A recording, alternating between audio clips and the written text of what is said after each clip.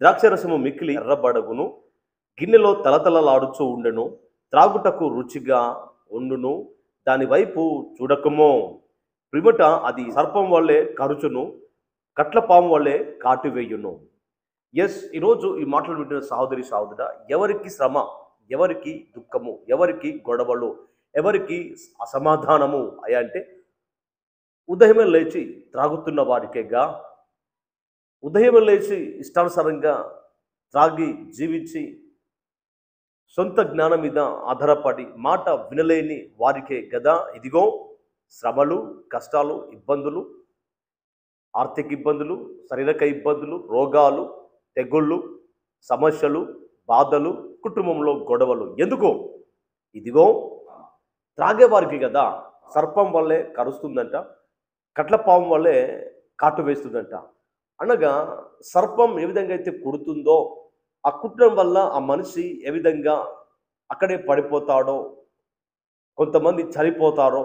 So అలాంటి పాము కుట్టిన జీవితముగా ఎందుకు ఈరోజు సమస్యలు, గొడవలు, బాధలు, దుఃఖములు నీ జీవితంలో, నీ కుటుంబంలో ఉన్నాయి అంటే ఈ త్రాగడం వలన.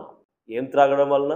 ఈ ఆల్కహాలు, డ్రగ్స్ దానిని సేవించడం వల్ల ఈరోజు యువత చెడిపోతున్నారు, పాడైపోతున్నారు. ఆ యువత వల్ల కుటుంబానికి సమస్య, కష్టాలు, బాధలు. అయ్యో నా కొడుకు పాడైపోతున్నాడు, నా కొడుకు నా మాట వినలేకపోతున్నాడు. కారణం ఏంటంటే ఆయన త్రాగుతున్నాడు, డ్రగ్ తీసుకుంటున్నాడు, ఆయన మత్తు పదార్థాలు తీసుకుంటున్నాడు. అనేక ఆల్కహాల్ తాగుతున్నాడు, మాట వినలేకపోతున్నాడు. ఎంతమంది అండి ఫోన్లు చేసి, అయ్యా ప్రార్థన చేయండి, మా బాబు చెడిపోయాడు, మా బాబు సరైన మార్గంలో రావాలి అని చెప్పేసి ఎంతోమంది ఫోన్ చేసి తన యొక్క బాధలను చెప్పుకుంటారు. సహోదరి సహోదరు వినండి, ఈరోజు ఎవరికి బాధ? తాగేవారికి కదా. అయితే తల్లిదండ్రులుగా చిన్న ప్రాయంలో వారిని చక్కగా పెంచేవారిగా, చక్కగా వారిని మొక్కై వంగినప్పుడు మ్రాణై వంగుతుందా? సో చిన్న ప్రాయంలో వారిని చక్కగా ఆత్మీయ మార్గంలో అద్భుతమైన జ్ఞానము కలిగి ముందుకు పెంచేవారిగా ఒక తల్లిదండ్రులు బాధ్యత కలిగి జీవించేలాగా ఉండాలి. ఈరోజు వారు పాడైపోతున్నారు. కారణము ఒక మత్తు, సెల్ ఫోన్ అనే ఒక మత్తు. చిన్నపిల్లలు ఆ సెల్ ఫోన్లో పడిపోతున్నారు, ఆ మత్తులో వెళుతున్నారు, అందులోంచి బయటకు రాలేకపోతున్నారు. కాబట్టే సమస్యలు, కాబట్టి కష్టాలు. కాబట్టి ఈ సమస్యల నుంచి, కష్టాల నుంచి ఒకే ఒక్కడు నిన్ను బయటకు తీసుకురాగలడు. ఆయనే ప్రభువైన యేసుక్రీస్తు. నిన్ను బయటకు తీసుకొస్తే ఒక పరిశుద్ధుడిగా జీవించి పరలోకానికి మార్గం తెరిచిన ఉన్నాడో, దేవుడు ఉన్నాడో, ఆయనే ప్రభువైన యేసుక్రీస్తు. నిన్ను, నీ కుటుంబాన్ని, నీ జీవితాన్ని మార్చగలిగి ఒక అద్భుతమైన, ఉత్తమమైన జీవితాన్ని ఇచ్చి నిత్య జీవము తీసుకెళ్ళడానికి ఓ అద్భుతమైన గురి గమ్యం కలిగి జీవించే కృప ఆ దేవుడు నీకు ఇస్తాడు ఈరోజే. ఎందుకని ఈ మాటలు విని నీ జీవితాన్ని మార్చుకొని ఆ ప్రభువైన క్రీస్తును సొంత రక్షణ అంగీకరించినట్లయితే నీ జీవితము మారుతుంది. ఆ త్రాగు నుంచి బయటకు వస్తావు, ఆ తిరుగు నుంచి బయటకు వస్తావు, ఆ సెల్ ఫోన్ అనే మత్తుల నుంచి బయటకు వస్తావు.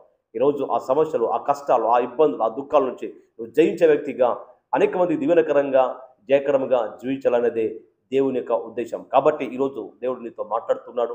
ప్రార్థన. పరిశుద్ధుడా మీకు వందనాలు. అనేక యువత చెడిపోతున్నారు, పాడైపోతున్నారు. అనేక కుటుంబంలో సమస్యలు, గొడవలు, ఇబ్బందులు, దుఃఖములు ఎందుకు త్రాగుతున్న వారికి అయ్యో ఈరోజు అనేక యవనస్తుల జీవితంలో కాట్లు పడి ఉన్నాయి.